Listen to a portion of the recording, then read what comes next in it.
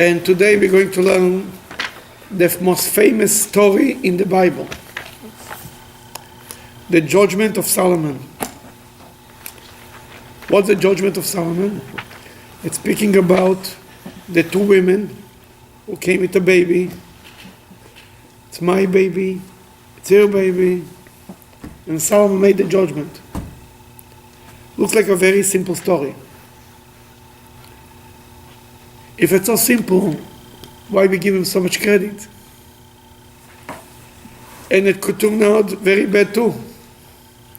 Then let's see how much I survive, and let's see if it goes. Page. It's on page 1394. It's chapter 3 of the book of Kings. Now, it's in the book of Kings. It doesn't start from the beginning of the chapter. It starts from the middle of the story, kind of. The beginning of the chapter, King Solomon is having a dream.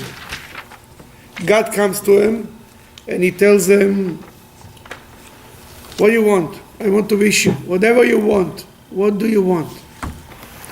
What was he asking? God offered them, ask whatever you wish for. What was he asking for? He asked for wisdom. For wisdom. Then God told him, because you didn't ask for money, you didn't ask to take revenge of your enemies, you didn't ask for your own honor, you asked only for wisdom. What to do? What is the wisdom? Judge. To judge the people honestly. He said, therefore I will not only give you wisdom, I will give you all of the above also. He was a very young man. How old was Solomon when he became a king? Like 12 years old. 12 years old. That he said to God, I need wisdom to know what to do with the people. It's such a big people. What should I do with them? That was the dream. The Haftorah starts from chapter 3, number 15, that he woke up from the dream. And right next goes into the story what happened when he had, right after the dream, to prove that the blessing of God was fulfilled, that he was smart. Then we'll start from the beginning. And you thought your bar mitzvah was hard, huh?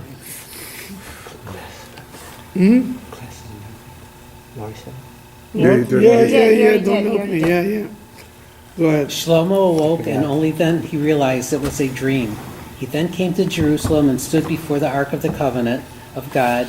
He offered burnt offerings and peace offerings and made a feast for all his servants. He came to offer offerings.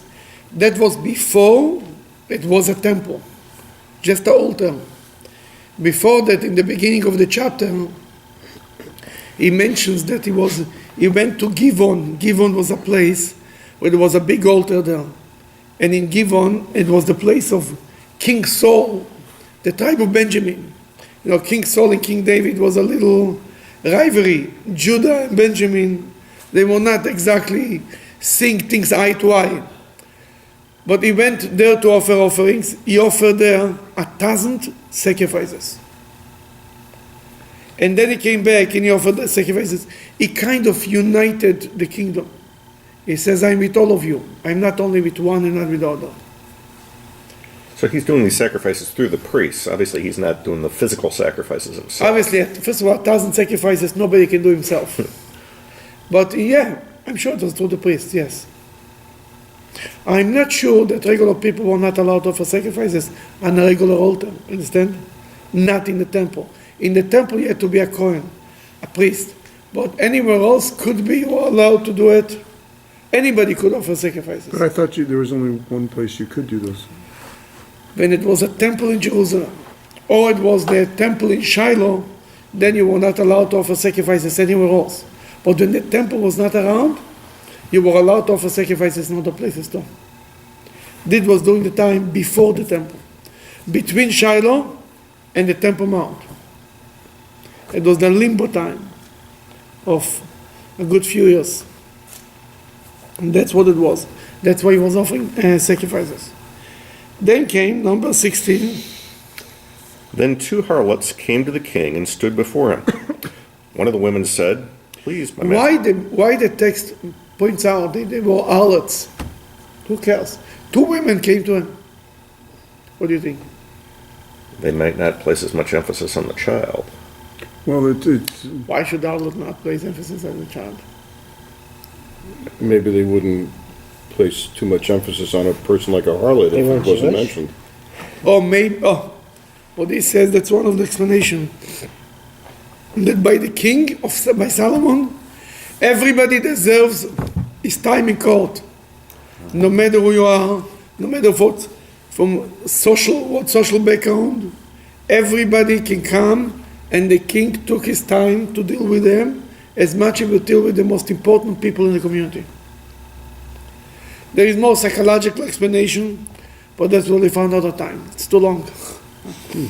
Okay, number 17. okay. One of the women said, "Please, my master, listen to me. I and this woman live in one house. I gave birth in the house. And on the 3rd day after I gave birth, this woman too gave birth, and we were together. There was nobody else in the house that could see what was going on. Just the 2 of us were in the house. This woman's son then died during the night because she laid upon him and crushed him. She then got up in the middle of the night and took my son from beside me while your maidservant was still asleep and laid him down in her bosom, and she put her dead son into my bosom." Okay, you want to continue? I got up in the morning to nurse my son, and look, he was dead. I then examined him in the morning, and look, he was not the son whom I had given birth to. Okay. Looks terrible, sounds terrible, right? She lays to sleep, and she wakes up in the morning, it's not your child. That's what she says. The other woman says, The other woman said, "No, my son is living. I'm sorry. My son is the living one, and your son is the dead one." The first woman said, "No, my son is the living one, and your son is the dead one." And they argued before the king. okay. The other woman said, 1 second, something is missing here. My son, No, my son is the living one, and your son. that's a mistake in English. The first woman said, it's right, my son is the living one, and your son is the dead one. The other woman said, no, my son is the dead one, your son is the dead one, and my son is the living one. Oh, so she said dead first. So it's a matter of who says which first. Very good. The English here is a mistake. I can't believe it, because here lays the whole story. She said, the first woman said, my son is the living one. No, I mean, not the first one. The second woman said, no, my son is the living one, your son is the dead one. Then the first woman who attacked her said, no, your son is the dead one and my son is the living one. What do you learn from placing the order of the children? What do you learn from it? The emphasis of where their focus is, or maybe what the main emphasis of the statement is. Then what is this showing us? What do you mean between dead The and one living? that focuses on your dead son is the dead one is probably the one who's is probably lying, and it's her son that's actually dead. Focus on life. Because you would focus on your son and your child. The one who is focused on life, every mother is focused on your child. That's what I'm saying. Then the one who speaks about life, your child is alive. She excuse, my child is alive. That's what is important to her. Your child is the dead one. That's number 2. That's secondary. The second one, the accuser, who says, my son is the living one.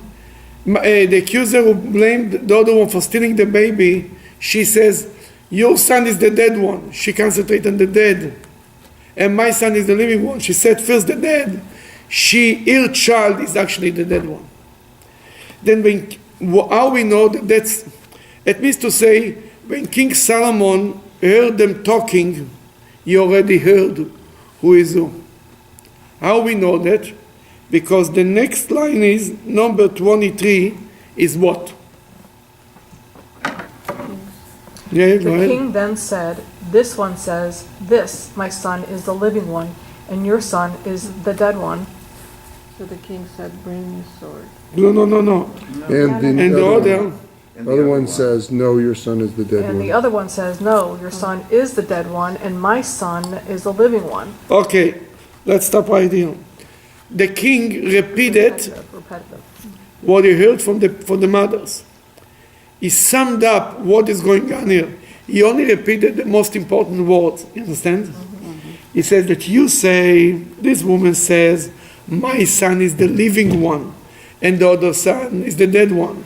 And this woman says, your son is the dead one, and my son is the living one. The king, by repeating how they put the order, he understood already who is who. That the rest of the story was just there to point out to everybody what he already knew. When you knew the story, when you learned the story, who you thought is the right one? Who is the right? Who is the living child? In the story until today, what were you thinking always? That you couldn't tell. From the whole story, who you thought is the child, and the living child, and who the dead child?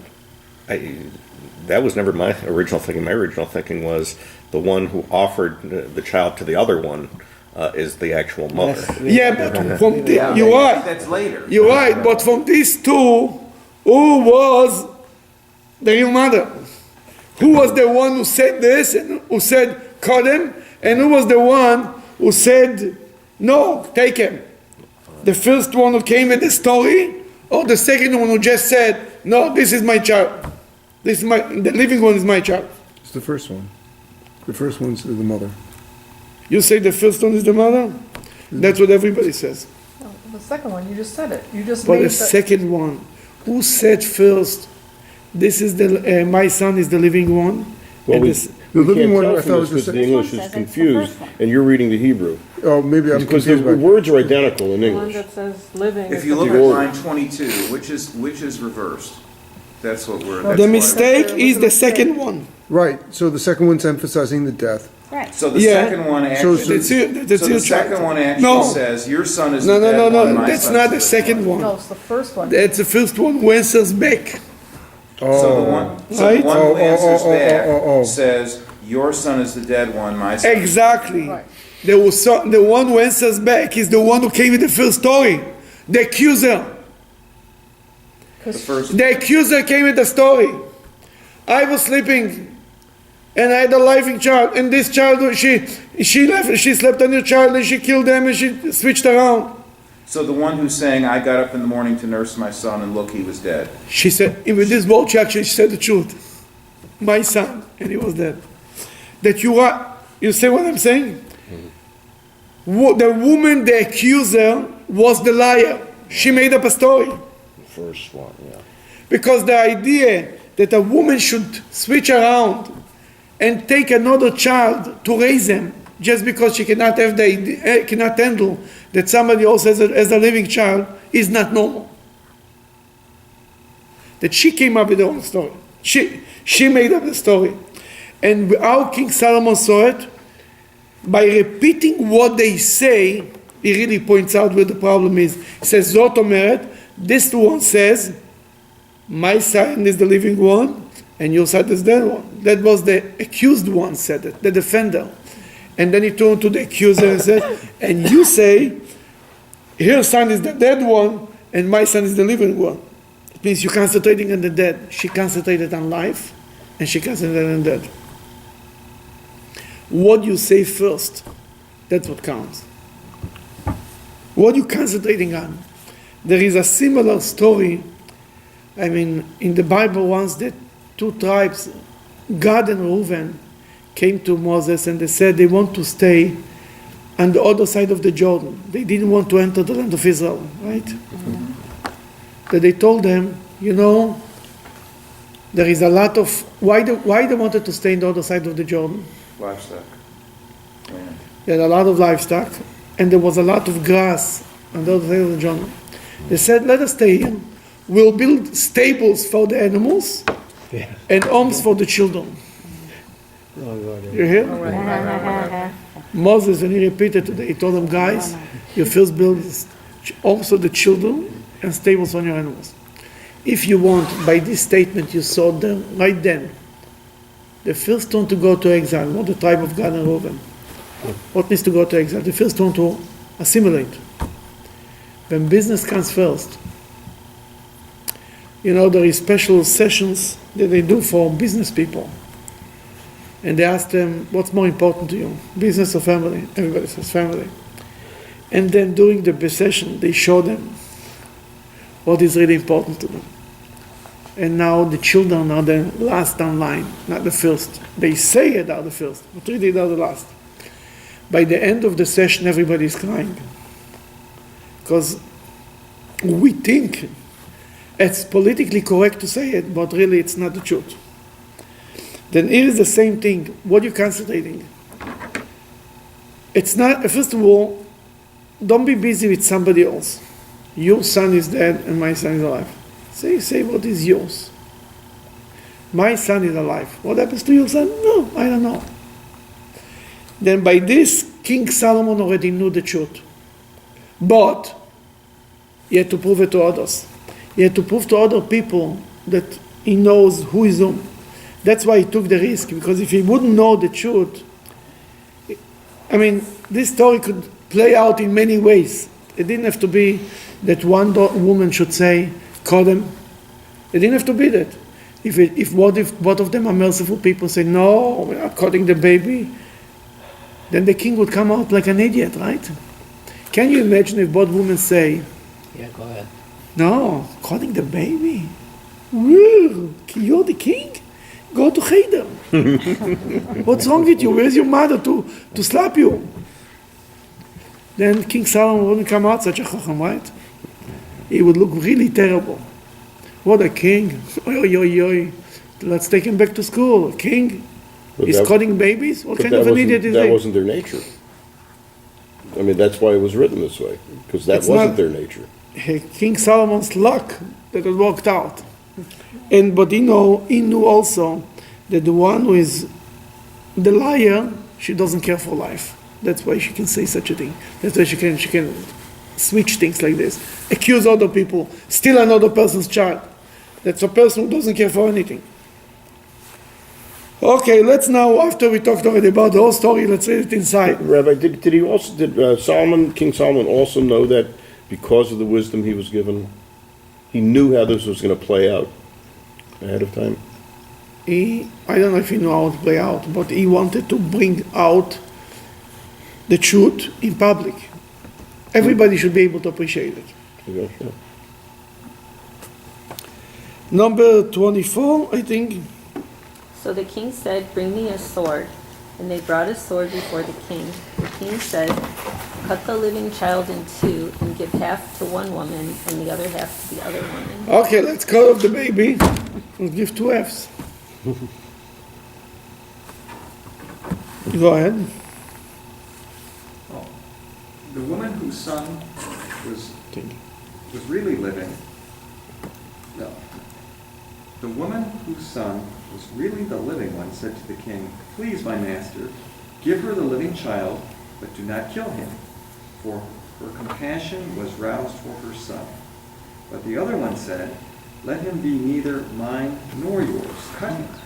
The king then responded and said, give the living child to the first woman, and do not kill him. She is the mother. Then what happened? He relied, King Solomon relied on the motherly instinct that she will not be able to handle the idea that her child should be caught. He said, better give him up than kill him. There is a story about 2 mothers who were looking for a shidduch for the daughters. Mrs. A had a daughter who needed to marry Mr. B, Mrs. B. That they sent it a letter to the neighboring city. There is a yeshiva there. Sent us 2 boys. Need a shidduch. Fine. They sent them a letter back. Tuesday, 4 o'clock. Wait by the train station. They are arriving. 2 mothers are waiting there with gifts and this. Lo and behold, only 1 boy shows up. one chassan. Both mothers are holding him from both sides. It's for my daughter. It's for my daughter. It's for my daughter. As a totzach, screaming, yelling. Then they have to go to the rabbi. And the rabbi said, you know what? We have such a story in the Bible. We'll do what the Bible says. Let's cut him in half. Then one woman says, no, I feel so bad. The other woman says, cut him in half. Then the rabbi said, this is the mother-in-law.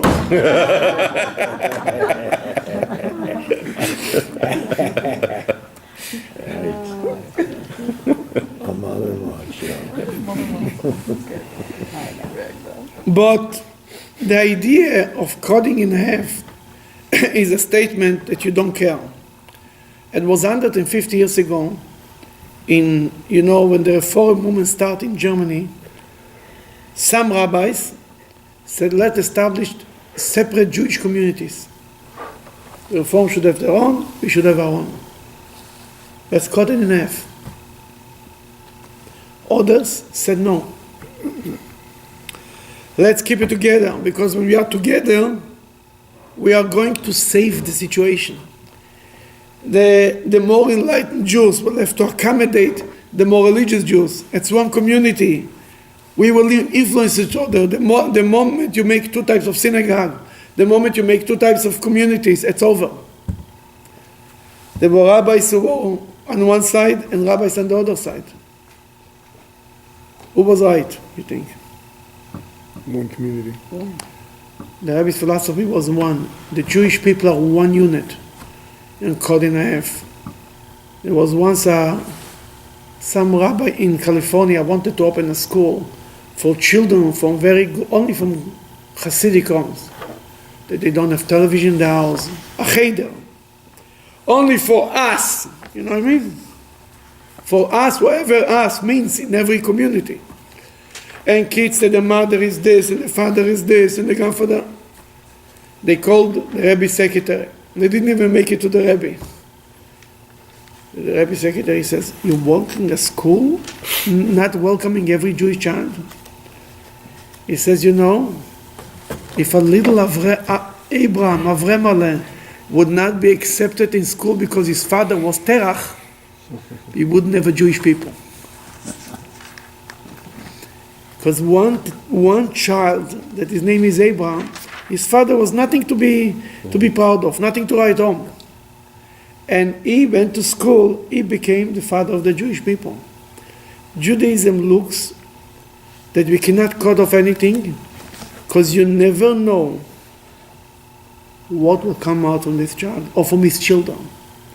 You bring somebody you embrace somebody, and therefore, in Chabad schools, the Rebbe's directions were, you never, only when it becomes a total disaster, you do everything possible to save a Jewish child. You welcome him, you try to work with them. No such thing as throwing out. What do you mean you throw out a Jewish child? Because when you lose them, you don't only lose them, you lose his children, and his grandchildren, and his great-grandchildren. Maybe Moshiach is waiting to come out from them. What do you mean The idea of cutting comes from a sense that it's not mine. If it would be mine, I wouldn't cut out. And that's what we really learn, the message from these stories. Who said it? The woman who is not a child, call them, I don't care, it's not mine. If it's yours, you never caught anything. Let's continue, number 28. All of Israel heard about the case that the king had judged, and they were in awe of the king, for they saw that the wisdom of God was with him to carry out true justice.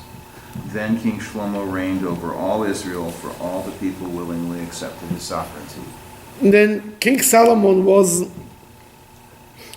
one of his stories of his wisdom, that he was able to find out who the child belongs truly. But the desire from King Solomon, because not always in court is actually the truth. There is the truth of the court and the truth. And the judge might say, you might be right, but I need proofs.